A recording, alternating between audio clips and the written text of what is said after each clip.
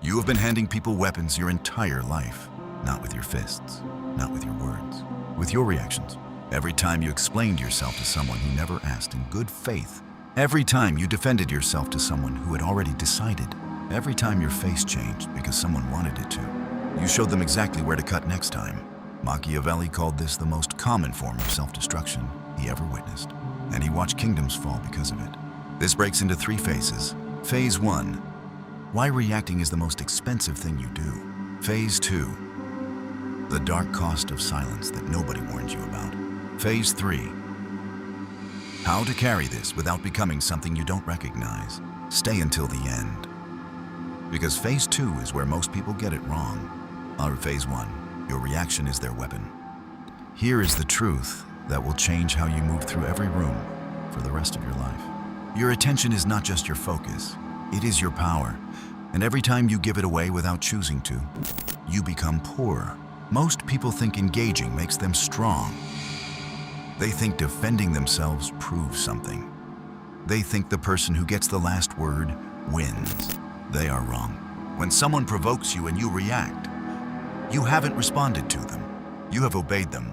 Think about that word. Obeyed. They sent a signal. Your body responded. You didn't choose it.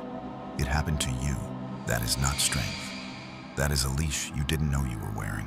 Machiavelli watched this destroy men far more intelligent than their enemies. Not because they were weak, but because their enemies understood one thing they didn't. You don't need to defeat a man who defeats himself. Provoke him. Watch him react. Let his own emotion do the work. The moment you explain yourself to someone who disrespected you, they have won. Not because their argument was better, but because they made you spend energy proving something to someone who was never going to believe it anyway. Here is what the untouchable man does instead. He sees the provocation. He feels it. Because he is human, not stone. And then he makes a choice. A conscious, deliberate, cold choice. This does not deserve my energy. And he moves. Without explanation, without reaction, without giving them the satisfaction of knowing they registered. That silence, that stillness, is not weakness. It is the most aggressive thing you can do to a person who was counting on your reaction to feel powerful. Your indifference is their punishment. Your stillness is their prison. And you built it without saying a single word. Nora, Phase 2, the dark cost nobody tells you. Now here is what most videos on this topic will never say. Because it is uncomfortable. And most channels want you to feel powerful, not warned. When you master silence, when you become truly unreadable, something else begins to happen. People stop bringing you truth. Not enemies, not critics. People who love you. When you never show reaction, never show vulnerability, never let anything land visibly, the people closest to you stop trying to reach you. They don't stop caring. They stop believing they can. You become a wall, and a wall doesn't just keep danger out. It keeps everything out. Machiavelli himself died in isolation. A man who understood power better than almost anyone in history. Surrounded by silence at the end. Not because his enemies won, because the armor he built kept out the cold, and eventually kept out the warmth too. This is the shadow side of indifference. You stop being manipulated, but you also stop being known.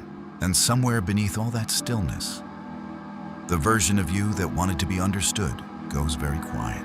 Not dead, quiet. And if you don't check on it, it stays that way. Phase 3, how to carry this without losing yourself. So here is the line you must learn to walk. Silence as a choice, not silence as a prison. Indifference to what doesn't deserve you, not indifference to everything. There is a difference between a man who doesn't react because he is secure and a man who doesn't react because he is disconnected. One is power. The other is damage wearing the mask of power. Here is how you know which one you are becoming. Ask yourself, when was the last time something genuinely moved you? Not broke you, moved you. A conversation that mattered. A moment that landed. Someone who reached you beneath the armor. If you cannot remember, the armor has become the identity. And that is the real danger. Not that your enemies will break you, but that in becoming unbreakable, look, you break yourself first. The Stoics call this the sacred interior, the private space where the mask comes off, where you are not performing stillness, but genuinely resting inside it. That space must exist. One person, one practice, one moment where the blade is set down, not because you are weak, because without it, the strength has no reason left. Never react to what doesn't deserve your energy. Never explain yourself to people who have already decided, but never confuse that discipline with disappearing. The goal was never to become unreachable. The goal was to become selective, to choose with full awareness what gets in and what doesn't. That choice is the power, not the silence itself. The silence is just what it looks like from the outside. From the inside, it is the sound of a man who finally stopped bleeding for people who were never worth the wound.